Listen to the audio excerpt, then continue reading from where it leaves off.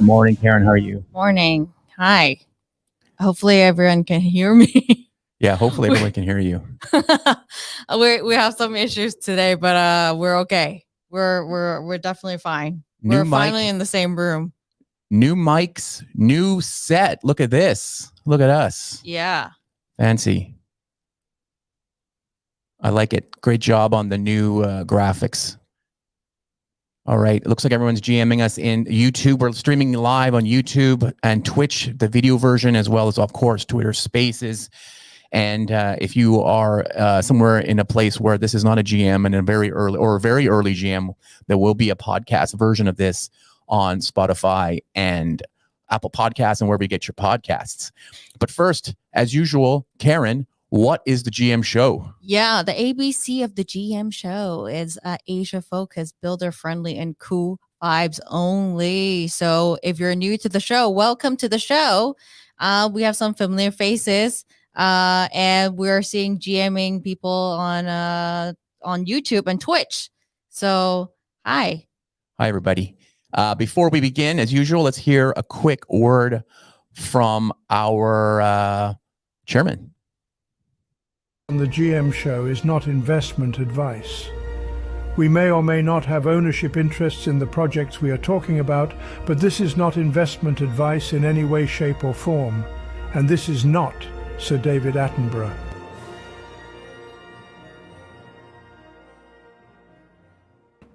Thank you, Sir David. Amazing. What did you say? Thank you, Sir David. Oh, okay. Awesome. All right. Just a few things that we want to talk about before we get into the show. We just started a Twitter community for the GM show. So if you go to Twitter and take a look at it, we'll have it up on the GM show official thing. But it's basically like a private chat on Twitter. We wanted to make it a collaborative space on there, so people who are maybe not into Discord or inside there, who are enjoying the show and want to maybe recommend some guests or questions for the guests. I'd love to, or Karen and I would love to hear from you there. We got some great questions for Andy today already, so on there. So I think it'll be great. And just want to hear more from the community out there. Just tweet us using the GM show community. So we're testing out to see if it's easier for people, or is it just Discord still, but we'll figure it out together.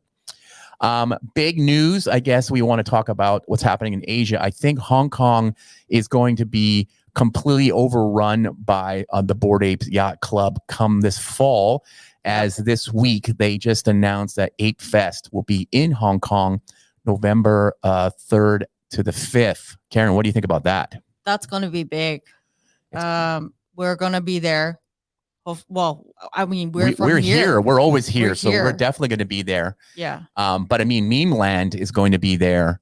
And also, what else is going to be there? We're going to do NFT Hong Kong. There's an ETH Hong Kong happening. And of course, the big government event is called the Hong Kong FinTech Week. And while it's going to be half about FinTech and half about blockchain Web3. So that week, the week from October 30th to the 5th, will be a place that definitely everybody will want to be at because of everything that's happening. We're going to be, so stay tuned. We're going to give you updates on the show as it comes, because this is our backyard. And Meme Land, Meme Con, Meme Museum, something like that's going to happen. Yeah, or meme drinks. Well, definitely meme drinks are going to happen. Definitely. But meme hackathon, I don't know. Meme contests, meme fights. There'll be a lot of stuff there. I think we'll be, but definitely tell us what you want to see or want to do when you come to Hong Kong, because just looking at the on Twitter and seeing how many Bored Apes are getting excited and getting a lot of information on what to do in Hong Kong already. There's these Twitter threads of what to do in Hong Kong, how to buy stuff, how to use Octopus Card, things like that. It's just hilarious to see because you know that the community there is so strong and they're really like helping each other. And I was surprised there's quite a few apes that are here in Hong Kong because they happen to have like this really hardcore information. A hardcore community here. It is already. So definitely get your Octopus carts ready if you want to get drinks. Exactly.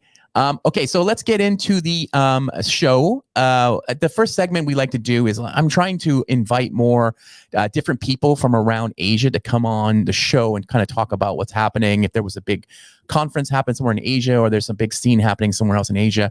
Today, we're going to bring up an artist, NFT artist based in Japan. His handle is Tokyo Love.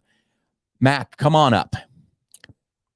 So while he's coming up, Mac is a Canadian. And he's been living in Japan for a long time now. Hey. What's up? We wanted to basically get a little bit of the lay of the land, what's happening in Tokyo, where you're based. You are a photographer and artist in the NFT space. You're originally from Canada, just like me. We both fled the motherland to live in Asia, which is amazing. But there's a lot of activity going on in Japan, and we thought we'd just bring you on here. But first, maybe talk a little bit about what you're doing there and what the scene in Japan is like. Right. So I used to live here a long time ago, and I decided to move back about like a year ago. It helped me create NFTs because like my art is all about Tokyo, obviously. And I was very surprised to see how active the NFT community is here. I was not expecting to go to like NFT event almost every week. So yeah, it's been like very intense, and it's a good thing. Bright Moment was like a month ago, that was super big. IVS Tokyo, which Kyoto, which I couldn't go, but apparently that was huge.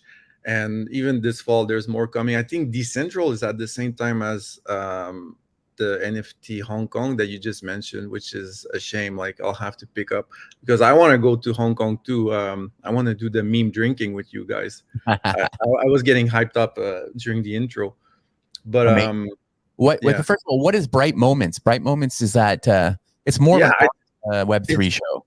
It's super big, and I'm surprised I didn't know them before they came to Tokyo. So it's this project that went from city to city to do like in-person minting, and Tokyo was actually the 7th city. So they started in LA and they went to London, Berlin, and I only learned about them when they came to Tokyo, and they were hosting these weekly meetup for months. Like it started end of 2022, and they took a small break, and then it was like 2 months prior the main event, like weekly meetings.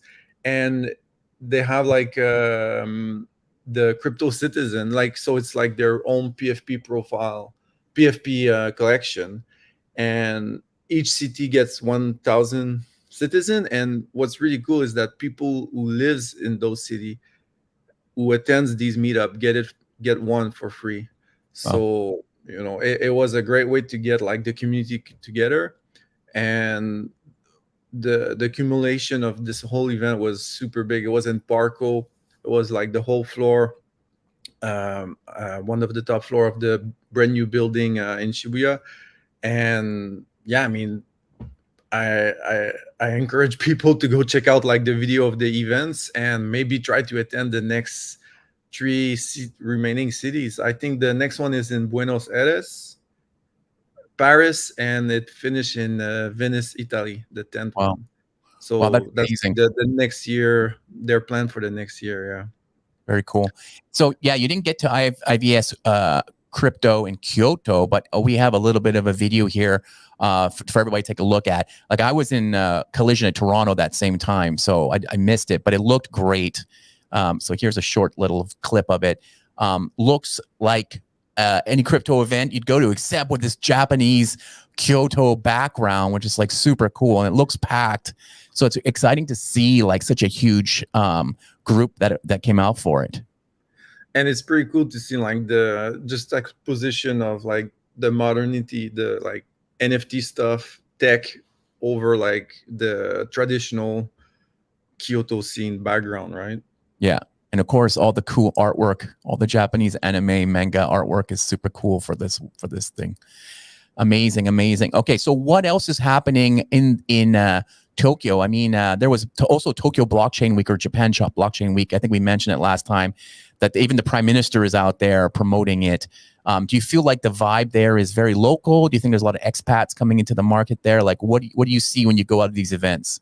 Yeah, definitely a lot of expat. I mean, just people flying in for these events. I was at Tokyo NFT.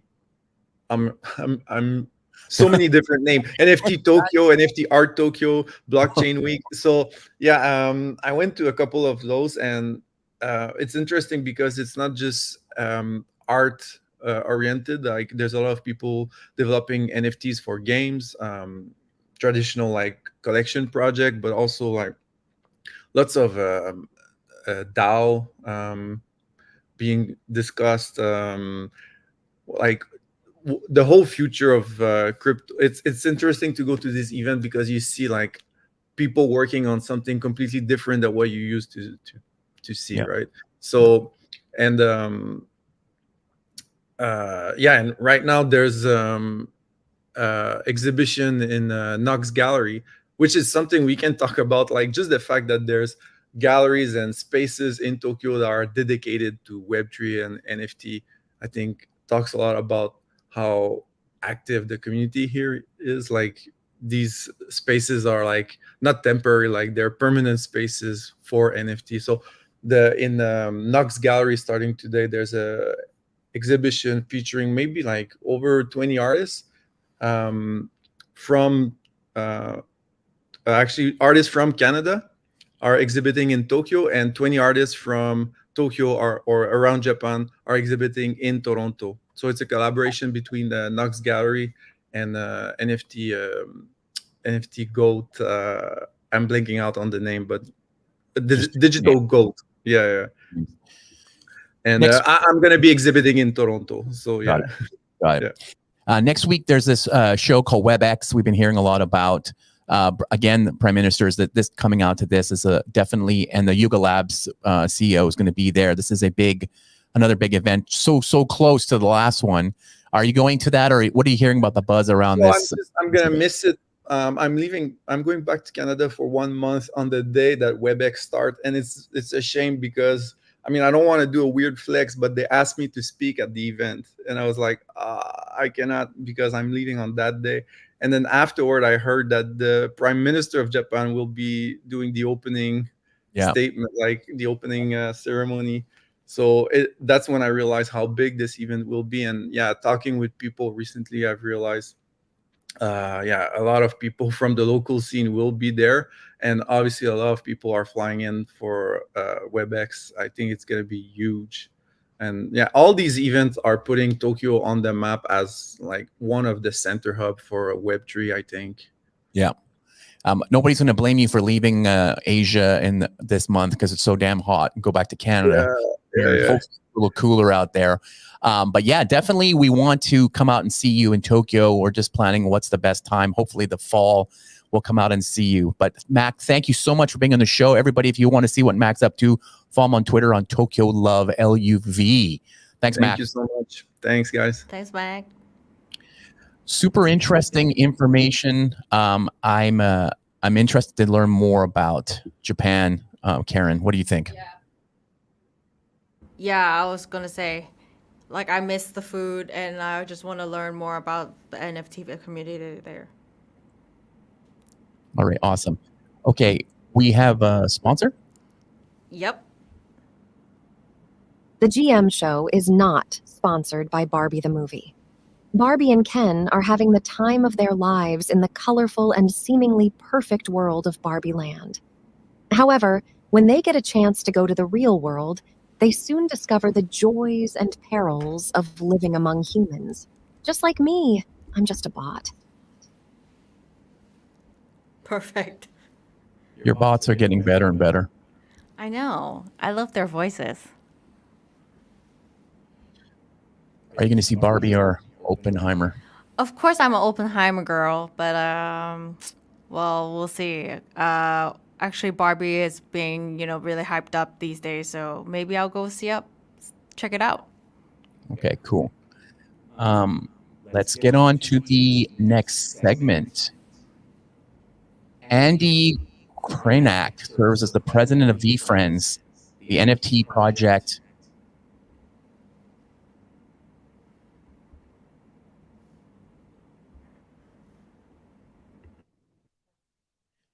Sorry, there we go. Andy Krenak serves as the president of Vfriends, an NFT project created by Gary Vaynerchuk.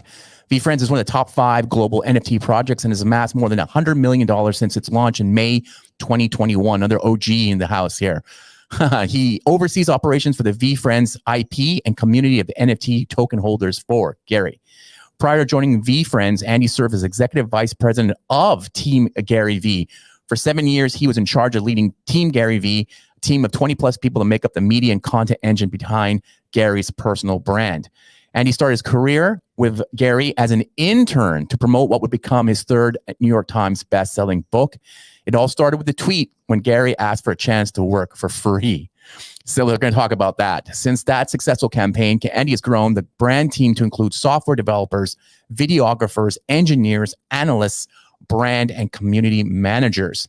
Focused on digital and brand strategy, Andy specializes in social media content development and creation, influencer marketing, audience development, digital advertising, e-commerce, and organic social marketing. He does basically everything for Gary. Let's bring him on.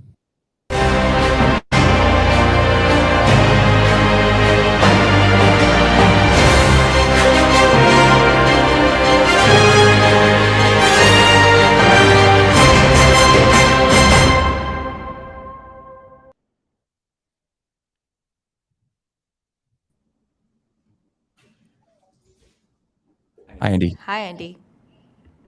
What's up, Casey? Hey, Karen. How you guys doing? Great. You've been with Gary for such a long time, Andy. I can't believe it. Almost a decade. Oh, you're on mute. It's almost been a decade now. Wow, amazing. So it's true then that he tweeted out, hey, we're looking for someone, and you just responded to that tweet? Give me 1 second. Sorry, I'm getting...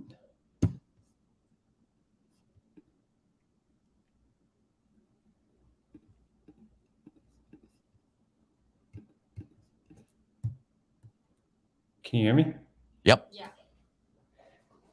For some reason, I'm not getting audio on my computer. Oh. Well, good. We can hear you.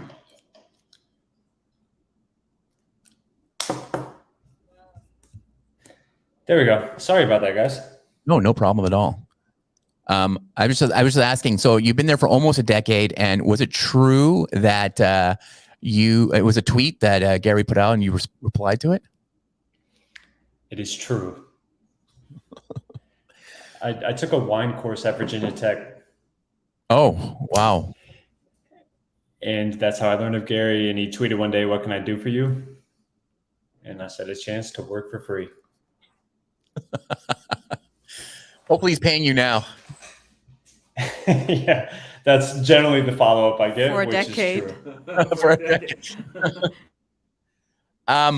So let's start off with a little bit of Veefriends stuff. I think a lot of people know what it is, but maybe you can give us like a brief background. Because, you know, when researching for this, I found like there's two series. There's all this other stuff going on. It's very, you guys have been building like crazy since the beginning of this thing. Other people can't even show anything other than the NFT that they created at the beginning. You guys have done so much stuff. So maybe just like a quick summary of like what's going on in the ecosystem right now for Veefriends. Yeah, we've built Vfriends with the idea that we are building in. I'm trying to figure out why I'm getting a really bad echo right now. There we go. We built Vfriends to be a modern entertainment company for the next 40 years. We wanted to create the utility and value of owning a Vfriends NFT and creating the IP on blockchain technology first. And then ever since that moment when we launched Series 1 in 2021, we've been dead set on creating VCon, which is our annual event for Vfriends NFT holders, and then establishing our character IP, which is more than 250 characters, and bringing them to life across different collaborations through streetwear and fashion, collectible trading cards, and entertainment and content. Great. Can you tell us how big is the Veefriends team right now, and maybe walk us through the different arms of, and how does it interact with the different arms of the Gary Vaynerchuk empire? Yeah, the Veefriends team right now is about 45 people. We have a tech team, a content and marketing team, a community team hanging out in the Discord and looking at every comment and engaging with all the Veefriends holders. We have an events team, and then operations. And Veefriends is separate from the Vaynerverse generally. VaynerX is a modern communications company. We have VaynerMedia, which is a digital advertising agency. Avon Nostradam, which produces commercials and is a production agency. Sasha Group, and other ways in which Gary is building communications. That's fascinating. First of all, that's probably the biggest team I've heard, or we've heard on the show so far.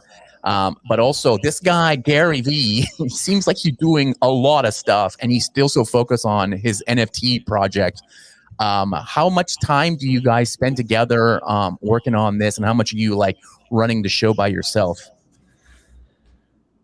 He's intimately involved. You know, I certainly didn't draw the characters. There's a lot of abstract characters, which I think only Gary really understands and knows.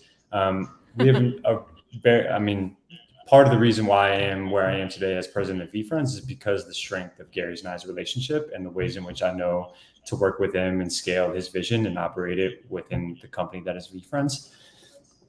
You know, day to day, I am operating the business, making decisions. If I want to decide a big impact as it relates to communications or strategy with our NFT holders, or who was born in 1997, which is a Veefriends character, I'm pitching to Gary to get some input. Amazing. And he's available to you all the time, kind of thing. Is that, and I guess he trusts you to do a lot of the stuff yourself. You got to put the phone in another room. Actually, we found out that's the issue. I can't hear through my computer. I'm trying to figure it out while we're talking. Okay. Yeah. So no, the question is just like, what, how much, do you tweet or do you DM or Messenger or whatever, Gary, when you have things like that? Or is it mostly like, because Ray Chan's like our boss. So he's like the Gary V of the meme land thing, right? So a lot of stuff goes through him. It's not obviously as big as Veefriends, but how much interaction do you have with Gary on a daily basis? Every day. Oh. I think people will be surprised by how much Gary's involved in the day-to-day operations. We have a text thread and we're texting every day. Like I text him a tweet from a community member and we talk about what it means, the impact to our strategy is, lessons, learnings. We're talking almost every day, and we've been talking almost every day for 10 years. Wow, that's amazing. He's almost like your best friend as well as your boss. Yeah. What are the most important things that you've learned from him, or like during this whole venture of Veefriends? Like, what are the most important things that you see learning from the communities. Can you tell us like 3 important things? Can you say it again? I'm sorry. Oh, I'm just saying, like, is there any things that you can share with us, like 3 things that you've learned from building this Vfriends venture, working with Gary? Is there any things that you can share with us that you've learned?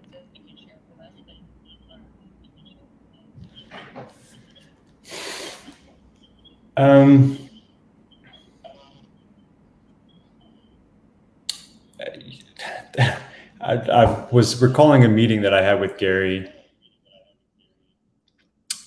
maybe like 3 or 4 years ago when I really didn't have a reason to be in the room. It was some bigwig investors and things of that nature. And Gary dominated the meeting.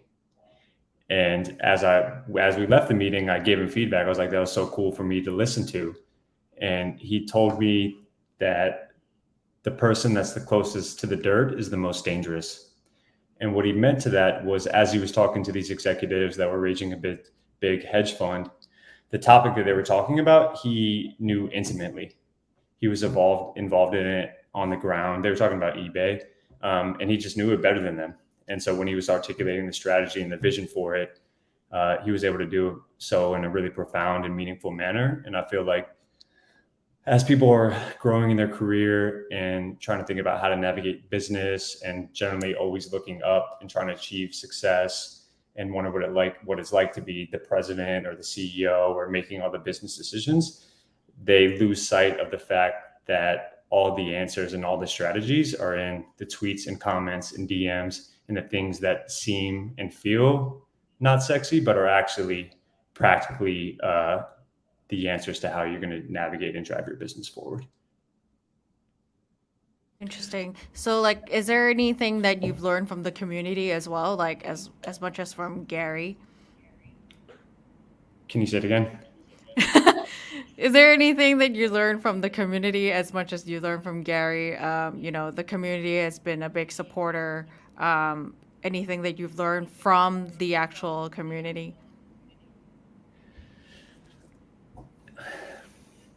Of course. I learn something from the community every day. Like the pride and joy I have walking around VCon this year and just learning how they react to the things that we put out, or how they think about what we're doing versus about how I think about what we're doing, or how impactful it can be to take a 1-minute conversation with someone in the community that DM me to take a phone call. It's a constant learning, evolving, reacting, putting it back into the market, and then allowing yourself to listen again. I'm going to bring up this video here while we talk about stuff. If people can see something. This is an old video, so I know you're going to look at it and go, this is old stuff, but I still think it's quite interesting to see. Oh my God. Talk about it. Yeah. How it grows. Now you guys have around 60,000 at least or more NFTs in the market right now. That's a lot of NFTs. Is that something you think it allows more people to get involved with Vfriends, or like what's the strategy there? Yeah, we think of anyone that wants to be a part of the Vfriends community can be a part of the Vfriends community. We're super welcoming. Join our Discord anytime. You're going to be greeted with a bunch of hellos and how are you and where you're from and nice to meet you. You don't need to own an NFT to be a part of your community. With that said, if you do own an NFT, there's different surprise utilities that are rewarded to you. After Series 1, there was enough demand and awareness, and our community was big enough where we wanted to be able to issue another round of Vfriends Series 2 NFTs. And I think it's both creates a more inclusive and also bigger community. It did onboard more people, and we're excited to just continue to build out the IP and entertainment brand that's Vfriends. Yeah, that's a big question a lot of people have nowadays, right? Is the IP side of it. You guys have a lot of the Vfriends, and they're very cute and stuff like that. Maybe you talk a little bit about what is the, what is your strategy for that going forward? I mean, some people know, some people don't know. It looks like it's going after a Pokemon audience, right? Because of the younger look to it. There's card games and things like that, and stuffed animal dolls that we showed at the beginning. Maybe you can talk a little bit about like that, because it seems like that is a major play in this whole Vfriends ecosystem. Yeah, I described Vfriends as Pokemon meets Sesame Street. We have the collectability and the notoriety with our collectible trading cards and the different characters where it's very Pokemon-esque, but we also have the big ambition to actually drive values that we really believe in, that Gary really believes in, whether it's empathy elephant or patient panda or kind warrior. So we're trying to create collectability and notoriety through our collectible trading cards, games, entertainment, events, YouTube content, but also espouse the values that we think will help the youth, their parents, teenagers navigate life as AI and blockchain technology and the new world is coming about. Yeah. Do you see that? I know that Pudgy Penguins, for instance, you buy the little figures now, and you and your kid and your dad, the dad can like mint an NFT together. It seems like a very, very 2023 family experience. Do you find that to be your like the Trojan horse, getting into more audiences that way, getting people opening wallets and things like that, and getting to digital collectibles? Is that what you see? I think it's about reaching people where they are. I think most 12-year-olds aren't interacting and buying NFTs.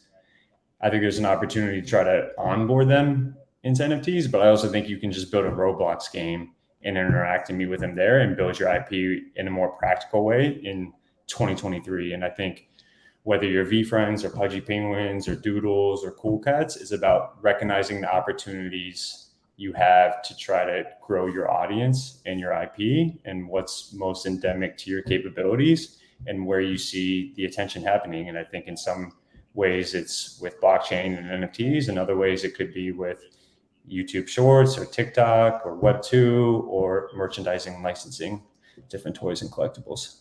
Yeah, right. You mentioned those other brands like Cool Cats and World of Women, Pudgy Penguins. You had them all at the VCon recently. Now, do you guys do that because you want to support the ecosystems of NFT and Web3 in general, or are you guys doing collaborations together, and then this is kind of like a trailer for something that you might be working on? Both. We want to build the biggest building. I'm so happy when I see Luca get flowers. I think Luca is an incredible entrepreneur. I think Pudgy Penguins is awesome. I'm rooting for them. Same with Cool Cats, same with Doodles. I think if any of those entities or brands or IP wins, it's good for the space. Yeah. It makes people more comfortable. It makes people that are on the outside want to join. And likewise, it's also because we want to be friends with them, and because maybe we will come out with a collaborative toy or a collaborative NFT, or we have a gift code NFT where we're always featuring different artists that we believe in. So it's both. And I think selfishly too, for Vfriends, it's good for us. If we can host the biggest event in the biggest building and everyone in the space wants to come to it, then that's amazing for VCon and the future success of the franchise that we're trying to build with VCon. Yeah. I saw in the videos of VCon, and we talked about it last time you were on the show for a brief bit, talking about it. A lot of there's a card game, Vfriends card game, very popular. I went to eBay before this chat and saw that some of these graded cards of the Vfriend cards are worth more than the NFTs now, or at least some of them, right? So it's pretty amazing that there's like this market behind it. But I want to know, it's like, when you see these people, like people come to VCon, are they all like in the community of NFTs, or are they just people who like to play games and are just involved in this? Like those PSA graded cards seem like they're at a different market, right? Those people probably don't even care about NFT, or do they? I don't know. I'd like to know from you. How do you see that audience interacting? Yeah, it's both. I'm so excited to hear that there's someone buying Vfriends cards on eBay that doesn't know anything about NFTs. Mm-hmm. That means we're growing and expanding our IP. And I know that individual, and there's actually the biggest collectible trading card convention is next week. It's called the National Sports Card Convention. It's going to be in Chicago. Vfriends is going to have a booth there. Outside of take VCon aside, the National Sports Card Show is really the Vfriends Super Bowl. That's where we're really trying to lean in and grow our IP and our collectible trading cards. There are people buying and selling Vfriends cards. I actually think I saw this stat from an eBay seller platform. I think Vfriends cards in the last 18 months has done close to $5 million on secondary sales of just cards. And some of those people are literally just people that really like collectible trading cards. They like Pokemon, Magic the Gathering, LeBron James, and they just want to build and collect their set of Vfriends cards. We're also really excited to launch a new gameplay that we've been working on for the last 3 to 4 months. Right now, our Vfriends cards is basically war. You flip over your card, whoever has the highest score takes the other player's card. It's really conducive to collecting, but it doesn't have the strategy that we want to put in place when we launch this new game, which I'm hopeful for will take on new intrigue and maybe garner a wider audience. Yeah. You mentioned this card show next week. Sounds very exciting, but you guys are not going to ComicCon. ComicCon is this week, or unless you're there. I'm not sure, but that seems to be the biggest pop culture conference or convention in probably the world, where everybody comes in for it. And we all know Hollywood is on strike, so there are a lot of the movie stars, the people who take the air out of the room, are not there. And so wondering, maybe is there a reason why you guys don't look at that show? And stick with your own show and then go to these other more ones that maybe are more aligned with what you guys are doing? Yeah. So ComicCon has 2 locations, San Diego, and then in our home turf in New York City in October, which we haven't officially announced anything on, but we're definitely looking at activating there. Ooh, some alpha going on there. That's what we're looking for. Just for the GM show. Just for the GM show, yeah.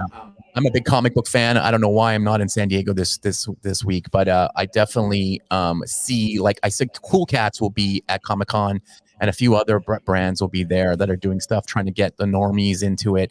But yeah, I'm just always wondering about the correlation between the two, right? Like you're saying, even the card people are not, they don't even know, probably even know it's an NFT. They're just like buying and selling the cards as they are, which I think Gary is like into as well, right? He's into cards and collectibles and stuff like that. So that's probably very exciting for him going in that way. But okay, good to know that maybe you guys are going to be at the New York Comic-Con this fall. It's amazing. Here's a quote I heard the other day on a podcast he did a few months ago. But he thinks that digital collectibles are not. Gary says he doesn't think digital collectibles are going to be the biggest route forward for NFT growth. He thinks it's going to be in ticketing, contracts, title insurance, things like that. What is your thoughts on the future of how this community plays out? I would agree with what Gary said, and I think it's pattern recognition when we look at Web 2 and Web 1. There was always a big boom and then everything dissipated and a lot of people's investments blew up. But afterwards, the utility and value and practicality of how consumers were going to interact with it was developed. Ticketing to me has always been a big one. I'm an NBA fan. I collect NBA sports cards. It makes a lot of sense to me that in 3, 4, 5 years time, whatever the roadmap is, I'm going to pay for a ticket to an NBA game that's an NFT.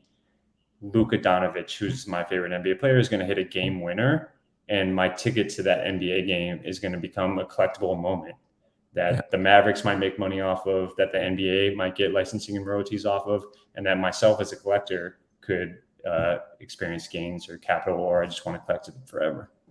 Yeah. I see that the Vfriends Series 1, or there's an access token involved there for people to meet Gary and have one-on-one like meetups with him or dinners with him. How important is that to like adding utility to the tokens? It's really big. I was actually surprised,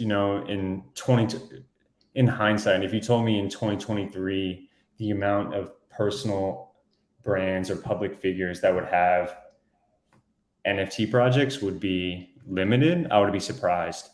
When we created Vfriends, Gary was really dead set on not just creating something that he thought would be long lasting and an evergreen IP for him to work on for the rest of his life, but to create something that could be a blueprint that people would look at, whether it was Taylor Swift, or other celebrities with cult followings, that they could utilize blockchain technology where, for example, for Gary, there's people that can own an NFT to be on his podcast, have Gary on your podcast, which of course could potentially be like a really big business opportunity, grow more awareness, listeners, subscribers for your podcast. Right after you get Gary on your podcast, you could sell it for more than you actually bought it for. Right. So you could get the experience for free, interact with Gary, and then sell it. And so when we were creating the access tokens, Gary was just trying to create a blueprint for how he was going to see blockchain technology play out. And he wanted to be on the record of what this technology was representing and how he could see this progressing in 5, 10, 15 years time. Yeah, makes sense. And of course, he has the a top-down view of the whole thing as well with the rest of his company, so he can see that this is something coming on. That's why it's great to have Gary as such a leader, or such a thought leader in the space, because he does see it from different angles. And some people just think about the monetary thing, but what you just said is very exciting. I think going forward, especially for Taylor Swift fans, and all this Ticketmaster stuff that's going on. I mean, there seems to be a huge opportunity here. Are you guys working on these things with other brands, or that's not your thing? That's like Avery that works on that stuff, right? So you're not really on that. That's VaynerX. Shout out Avery. They're working with other brands and using the learnings and lessons that Vfriends has had, and educating and informing and consulting brands on how they might best enter the space in an authentic and genuine way. And just piggybacking off of the previous comment about the access tokens and Gary's top-down view on the space, he is putting his legacy on the line with Vfriends. Yeah. He didn't need to create Vfriends. He created Vfriends because he actually believes in the future of Web3 technology and what the blockchain represents, and he wanted to be at the forefront of it. Yeah, great. I definitely believe in that, and I'm glad you guys are building so much cool stuff. A couple more questions before we bring on Ray Chan to ask some questions as well. So we have a lot of listeners here this is a builder show, right? We're trying not to talk about floor prices. There's a lot of shows that do that already. We're more interested in helping people learn from people like yourself and how to build a company in Web3. Another question is some people don't want to build. They don't want to start something themselves. They want to join a company. And up top, you said, Gary tweeted out, and that's how the thing came along. I don't know if Ray Chan is going to tweet out, I'm looking for staff to work for free. But how would somebody start a career, do you think, now in 2023, as we're getting more mature in Web3? Should they, try to join a community and for free and just kind of learn and try and get involved? Or what positions are you guys finding trouble hiring that you think is something that, or in the next year, what are going to be some of the demanded jobs with AI, taking out a lot of the stuff, even doing podcasts, there's a lot of AI tools that help us do the job. But what is, how would people get involved in getting a career in Web3 from your perspective? Yeah, I think that the answer is to be able to show that you have some level of experience, that you've done the work to a degree. And when Web3 is new and NFT is new and generally everything in the space no one's done before, you just got to figure out a way to get involved. And I think the answer is, be a Discord moderator. It may not sound fun, but you're actually going to get learnings and lessons. And if I get on a call with someone that said I was a Discord moderator for a project that went away and it was a big rug pull, but these are the 15 things I learned, and this is how I think it applies to Vfriends, you're 10 miles ahead from someone that can say, I don't have the experience, but I'm really ambitious and I'm really hardworking, and here's everything else that I've done. There's so many ways to get a head start on just working for free or working as an intern or doing a side hobby. Just having a podcast talking about the space will prove that you're interested in it, that you have the wherewithal, and then you have some knowledge and passion about it. I think too many people lack the patience and practicality to be able to put themselves out there to just do a little bit of the work. And you can get the experience if you're just willing to take a first step. And whatever your skill set is, whether you're a copywriter, whether you're a developer, whether you're an artist or designer, there is someone in the space that would be willing to take on your work as an intern, so that you can then level step and say hey, I did this for the GM show. They loved me. And now I want to take my talents to Vfriends. Yeah. Right. Great. And then what jobs do you see disappearing, maybe because of AI or whatever you think, somebody's oh, I'm going to get into doing, I don't know, something that AI can take away. I'm going to get into artwork or something where it's not as important anymore. What do you think? Or is it, it's that's not a slam on artists for sure. That's 100% artists are needed. But I want to make sure to point that out. But what do you think? Maybe people making websites, they're able to kind of generate those now. What do you see jobs or positions maybe not as important anymore, maybe coming in next year? I think the magic is always around the idea and the creativity. You know, AI and ChatGPT, you still need the human to be able to develop the prompts and inputs. And it's that human touch. I think jobs are definitely going to disappear. Like, I had an interesting convo with a lot of my creative team about AI voice. You know, as we're thinking about animation, there's a lot of voiceover actors that are feeling anxious about the advent of AI voice, and it makes a lot of sense. And I think people will lose jobs, and that's a lot of what's happening with the writer's strike right now. But I also think it will create a lot of jobs too. If there's someone talented who's a voice actor that recognizes that we're living through a new revolution of technology that's going to disrupt a lot of things, they can be at the forefront of it and not play defense against it. I don't think there's anybody that would confidently say that AI is not going to move forward. Yeah, it's definitely going to happen. It's just a matter of time until it slowly creeps into every industry. And I think it's up to the individual to just accept that and figure out how they can play offense against the skill sets they have using AI. Yeah, great. Okay, we're going to do like a new segment, president to president. Here he is, Ray Chan, just thrown on the stage. He could be doing something else, but now he's on live on camera. Ray, how's everything going? Yeah, GM. Hi, Hey, it's good evening, Andy. Good to see you, Ray. I'm so happy. I've been trying to piggyback off of my phone audio, but I can hear you perfectly on my laptop. You just made my life so happy. I see. Yeah, I think it's always quite kind of troublesome to do Twitter Spaces and stuff like that. Yeah, because it doesn't support audio on desktop, right? And then you have to use StreamYard, you other software, and turns out sometimes it just doesn't work. Yeah, I mean, talking about AI, shit, we should fix our computer and software first. Yeah, but I appreciate it. And I've told my team before when I first came on here a couple of months ago, right after, I'm like, yo, they're doing it right. You guys are streaming on multiple platforms, getting awareness. It's exactly the way that Gary would try to approach doing morning Twitter Spaces. I think, to be honest, right, I think people think Web3 is like a brand new thing. But to be honest, other than the blockchain part, other than the ownership, other than the ethos, right, I think a lot of the tricks are actually very applicable, whatever web that you are on, right? Even though you're on Web 69 or something, right? I think it's still about the same stuff. It's always about, okay, can you make something people want, make something people love, and then, as you just mentioned, right, get your hands dirty, right, in the trenches and stuff like that. I think it's like so obvious, but it seems like most of the team in the space, they don't understand how to do it, right? But to be honest, right, I think, Kizzy, get back to you. Yeah. I couldn't agree more. A lot of people talk about, and Web3 is more difficult than Web2, I would say, because there's just a deeper one-to-one connection. But the principles of showing up and listening and reacting are the same.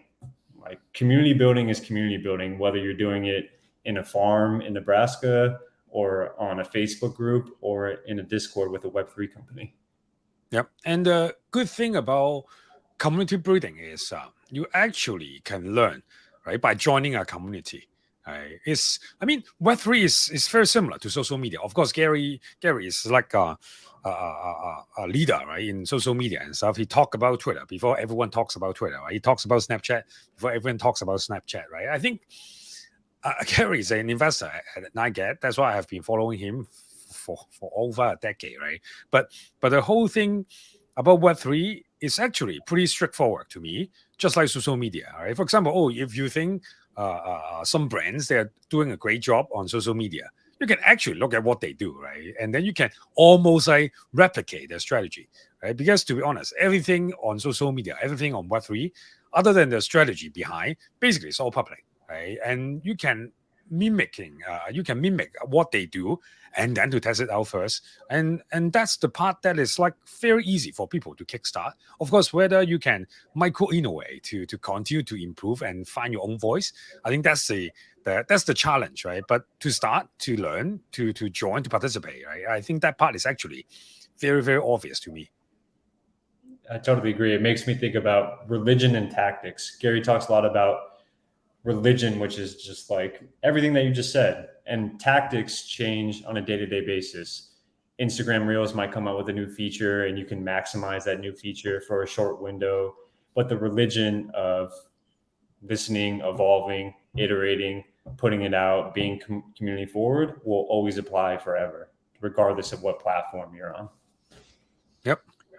What having you guys together here, what keeps you up at night right now, 2023? Looking at all these amazing opportunities right now, I would think would keep me up all night thinking of what we can do, what we need to do in such a short amount of time. But how about you guys? Vfriends will live and die on our ability to storytell. We have 250 characters. If we can't storytell, no one will give a fuck about us. You know, that's what keeps me up at night. I need to make Patient Panda and Patient Pig and Empathy Elephant and Gratitude Gorilla resonate with kids. And if I don't do that, I shouldn't be the president of Vfriends. And that's what keeps me up at night. How about you, Ray? Inside your kid. My son, right? I mean, honestly, meme and shit, right? And I get, right? I don't give a fuck about you guys. Yeah. I mean, this is my job. I want to do my job well, but I sleep quite well. Yeah. Except I don't really sleep that much. I think that's the issue. Right? So it doesn't keep me up, but more like that occupies a lot of my time. But to be honest, I think family, right? I think it's something that actually makes me worry from time to time, given my own experience and stuff. But I feel like I think a lot of the opportunities on Web3, I think one thing that Andy, you talk about it, right? It's basically patience, right? I think from the get-go, we talk to our community, okay, you have to be patient, right? Look at what we have done in the last 1 year, right? There's no company that can achieve so much in the space in 1 year, right? Maybe Yuga Labs, right? But there's always some outlier, right? But I think at the end of the day, the market is really, really bad to per se, right? But that's why I think we have to be patient, right? The patience is a virtue that is so underrated, right, in all aspects of life, right? And I think this is something that we want our community to understand, because when we talk about building Web3 together, building Memeland, building Veefriends together, right, you actually have to have the long-term vision as well as the patience, like the team. Otherwise, it just can't work, right? This is like bullshit if you say, oh, we're part of the community. Right? I think those are the things that people can't just use community to, on one hand, founders and team, they can't use community to make money, right? But on the other hand, community should not just use the term community to make money as well. Yeah, I think those are the things that we want our community to understand. But I think this is like a really, really tough job. Yeah, I think that is the hardest part in building Web3. Well said. That was beautiful. Andy, you're based on the East Coast in the US. What are your thoughts on Asia? What are you guys hearing? You know, we're talking to all our guests. Everybody seems to have a hand on it. And I know Gary, I think they have an office in Singapore. Just that's for the business side of it, right? But what about VCon Hong Kong or VCon Asia somewhere? What are you guys looking at, or what are you hearing? What are your? I mean, and you don't have to be nice now because you're on this show. We're just like we want you. I was going to mention I think I might have been on a call. I was definitely on a couple of email chains with you, Ray, years ago. We did a collaboration with 9gag where we actually had Gary film a video. We had a really big learning. We took Gary, maybe he had like 1 million Facebook page fans. This is 7 years ago. 1 million Facebook page fans, and an intern named May, who actually works at Veefriends now. She's my right hand for a lot of the content things that we do. Emailed me, was like, hey, can we translate one of Gary's videos in Mandarin? I said, sure, why not? Let's take one of his most viral, well-known videos, translate it in Mandarin, and we put subtitle captions on it. This is before a lot of captions were being put on videos. And we only published it to the 15,000 people of Gary's 1 million Facebook page fans that identified as speaking Mandarin.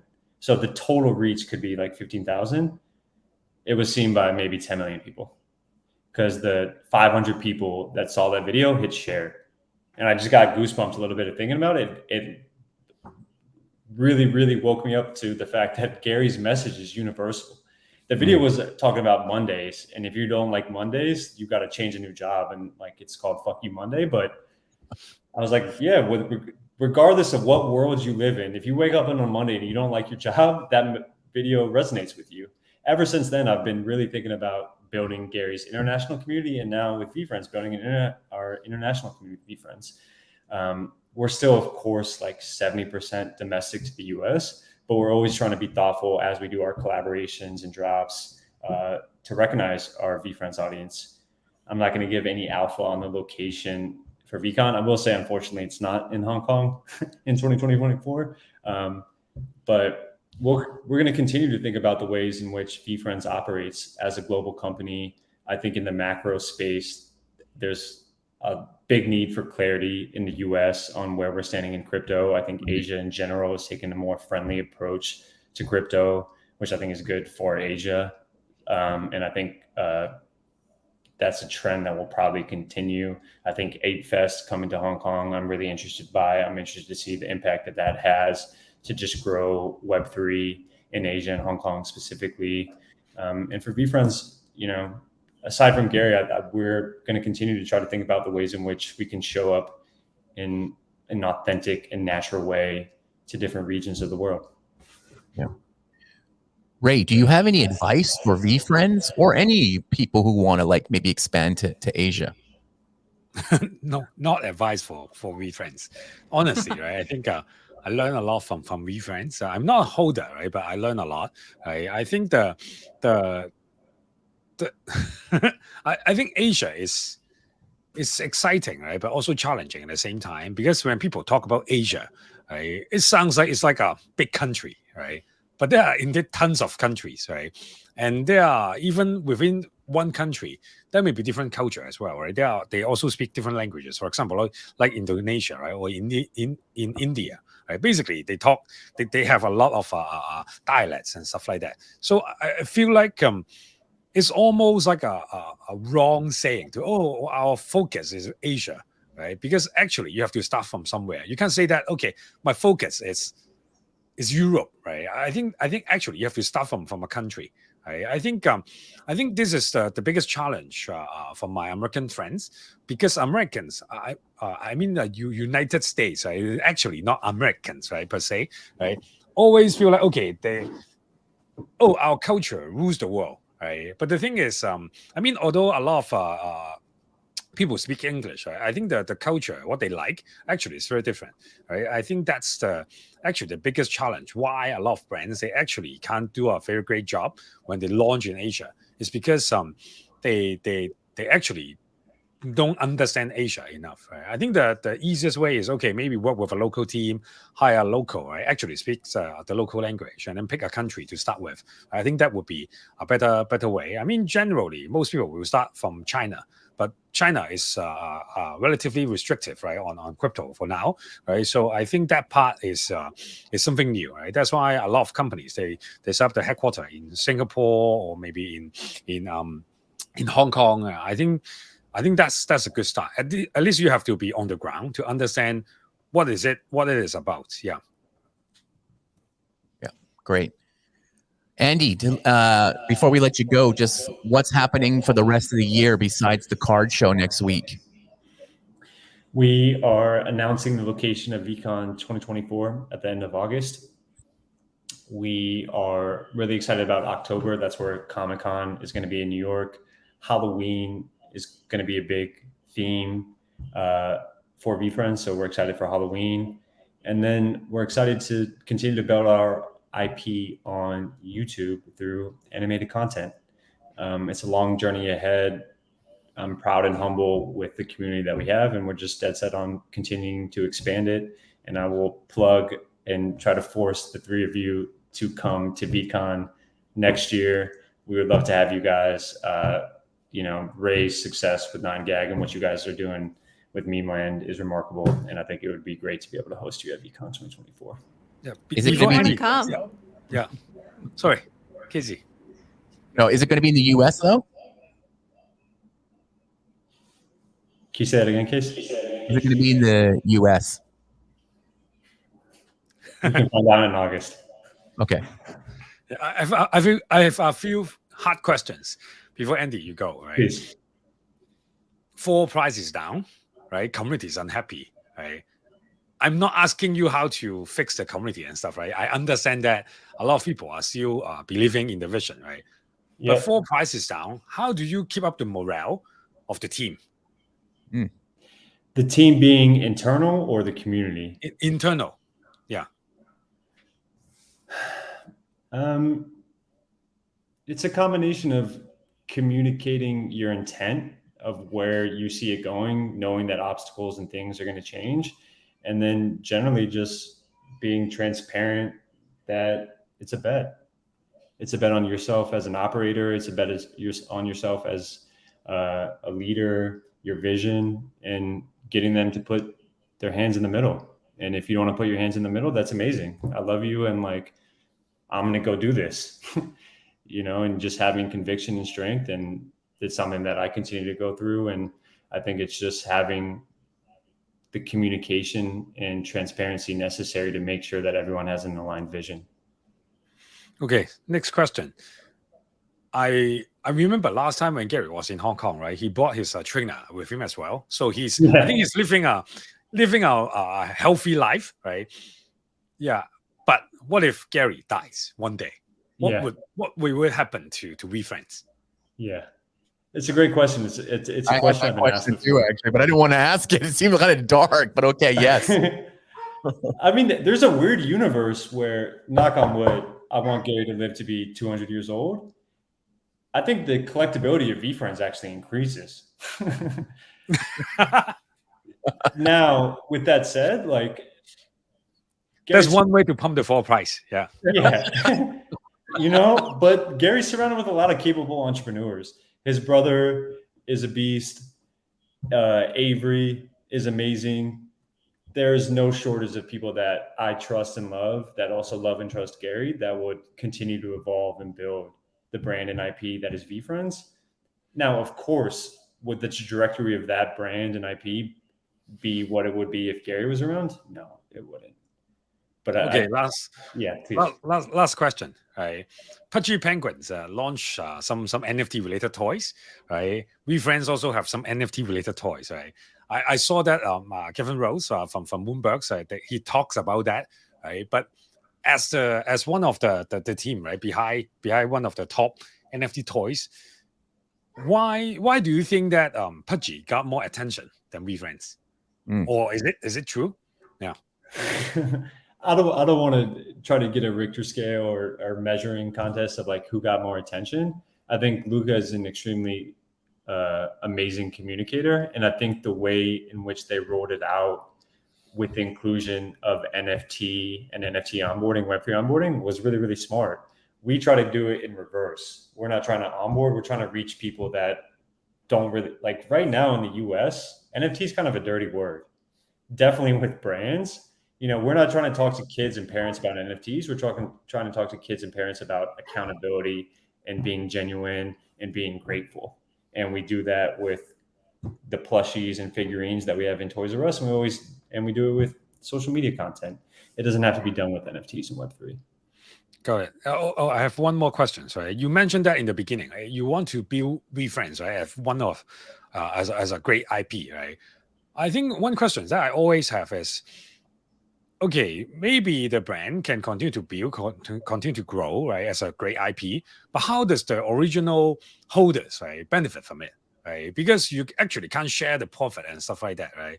That otherwise it will become like securities, right? How do you actually give back to the holders, right? Other than going to conferences, other than having calls with Gary, right, and stuff like that, right? How do you I would say reconcile, right? Building the IP and also creating value for the holders.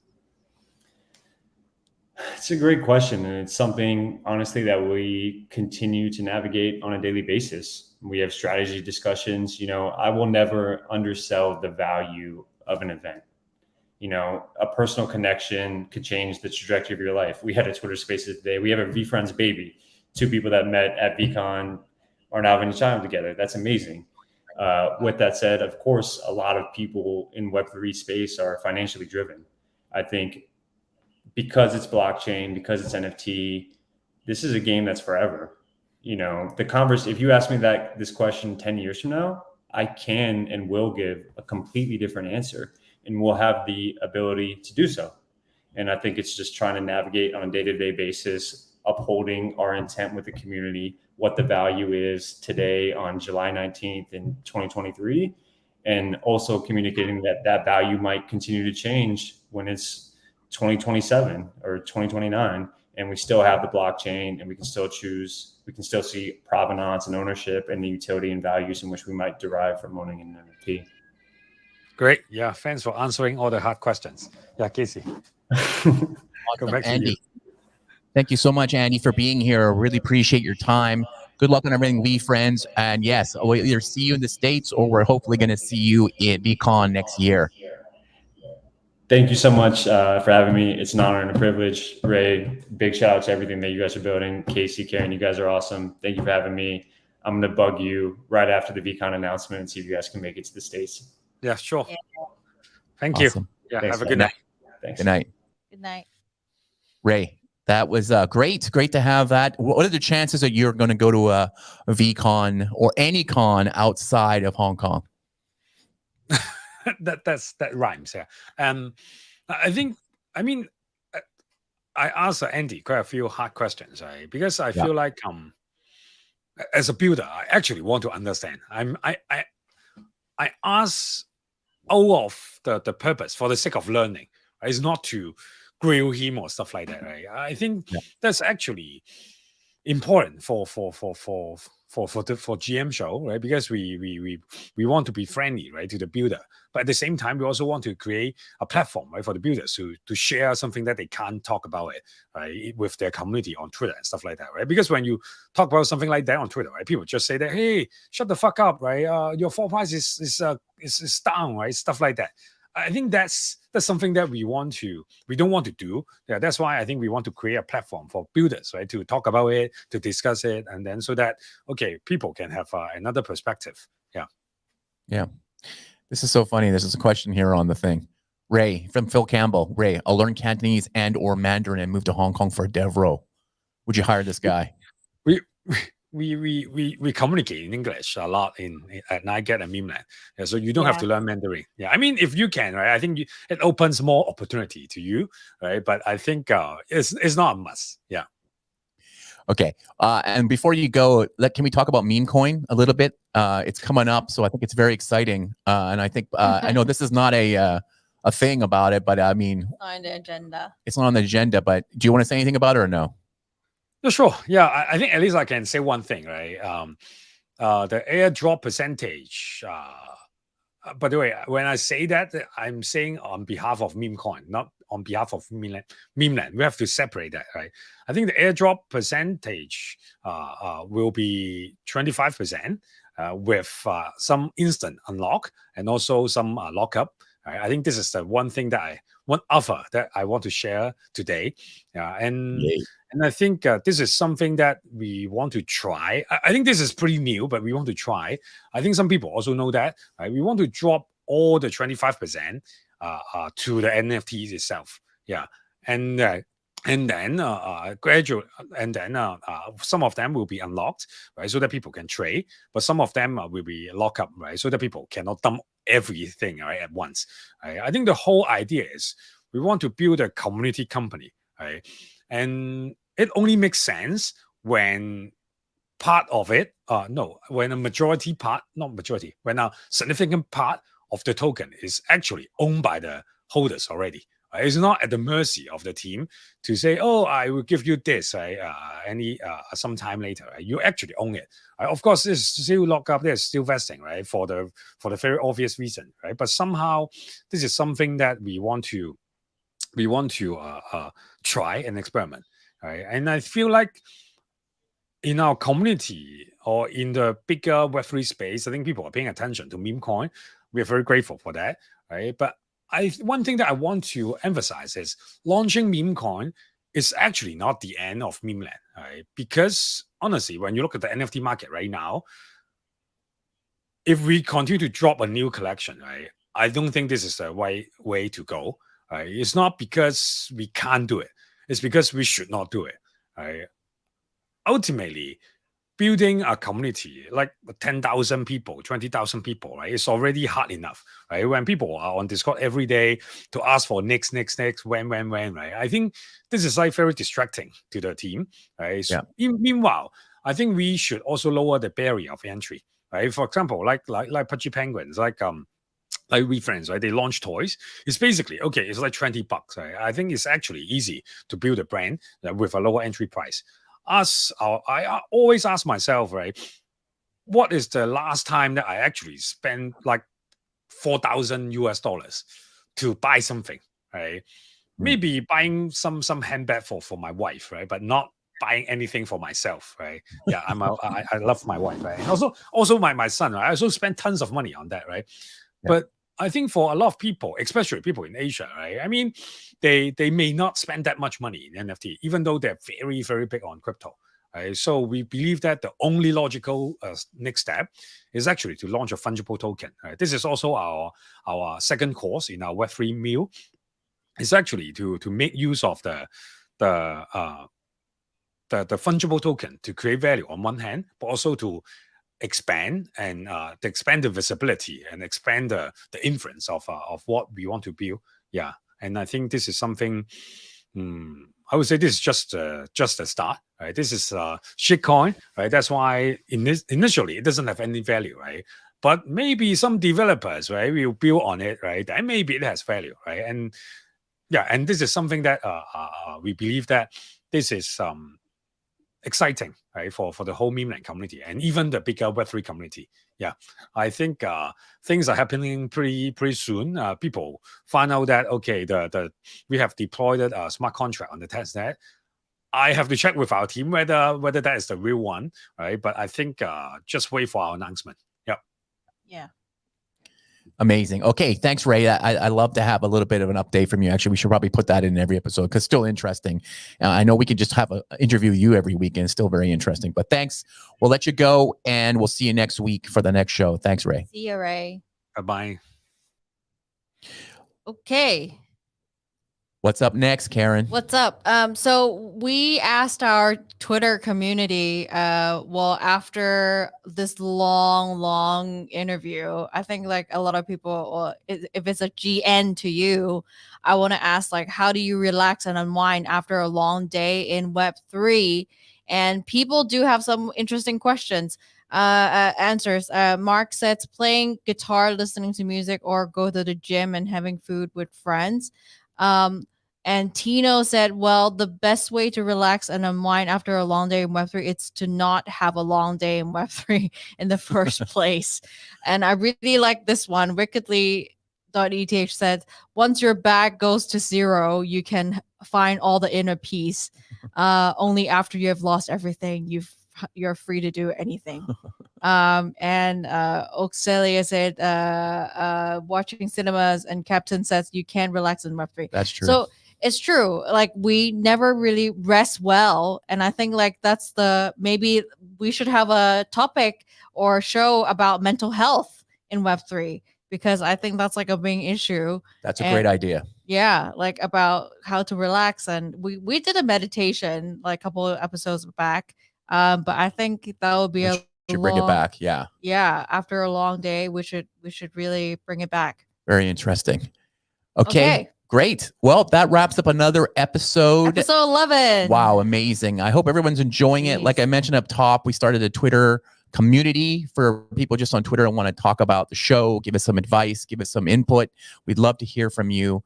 And next week, we're going to have another show, and just keep your eyes on the GM Show official Twitter for the polls that we run and the announcement of who's going to be the next guest.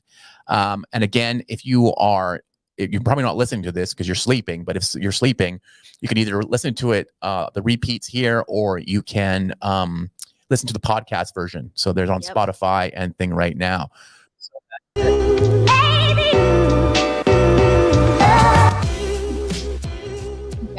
GM.